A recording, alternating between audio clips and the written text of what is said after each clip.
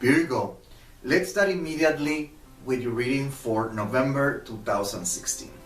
We have here Obatala, Oshumare, and Oya. And what they're presenting you with is, or letting you know, is that there is going to be sudden, unexpected changes in your life. They're letting you know that things are going to be more clear, more obvious. They're letting you know that if you were having problems, difficulties, they're going to start like opening the doors or making way so you can see where you should go, what you should do. Okay, technically that's what they're doing. They're bringing clarification into your life, into your current situation. Because what we have here is the Five of Pentacles, the Nine of Wands, Mars, Sagittarius, Venus, Taurus. And what with the Orisha cards, what they're saying is there's going to be a 180 degrees change in perspective. Your philosophy of life is going to change drastically, dramatically. You're going to start seeing and understanding things from a complete different perspective. Okay, that's technically what the tarot cards are saying.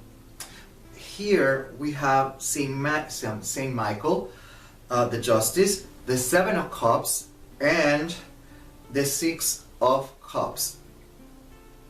And it sounds, for what it looks here, that you have been experiencing, like I said, difficulties. There have been obstacles, or you're going to face obstacles during this month. That's technically what the tarot cards are saying. Difficulties or obstacles throughout all this month, this year, this last 10 months, and probably this month. Either way, obstacles. But they're telling you that if you want to overcome those obstacles, you have to learn a little bit of humbleness, humility. You have to be more flexible and approach things from a different perspective. And that's the energy that is coming forward. That's the energy that you're going to start experiencing, and they're letting you know that if you want to deal with whatever is the problem that you have been dealing with throughout all this year, or you're going to deal throughout this month, you have to learn to be a little bit humble, humility. You have to be flexible like the trees. Okay, that's technically what they are warning you and advising you to do during this month, because we have here the Queens of Pentacles, the Five of Swords, and the Wheel of Fortune. These first two are looking towards the Wheel of Fortune. So it's letting us know that there's going to be changes, quick, unexpected changes. And at the same time, it sounds like you really have had a really tough year, Virgo. Financially, economically, we have here a few cups, so it's letting us know that it has been a highly probably very tough, difficult year or month for you. Okay, and what they're saying is technically that all this is going to start changing if you do something very simple. You have to adjust your perspective, your philosophy of life. I explain myself. Let's say you're having a problem finding a job. So what the tarot cards are saying is, instead of focusing in just this is what I want and I'm going to reject any other opportunity that is knocking at the door, just learn to be flexible, be humble, practice a little bit of humility, and accept whatever life is offering you while things come back to normal. You have to change your approach, you have to change perspective, in order to solve the problem. You need to be more open.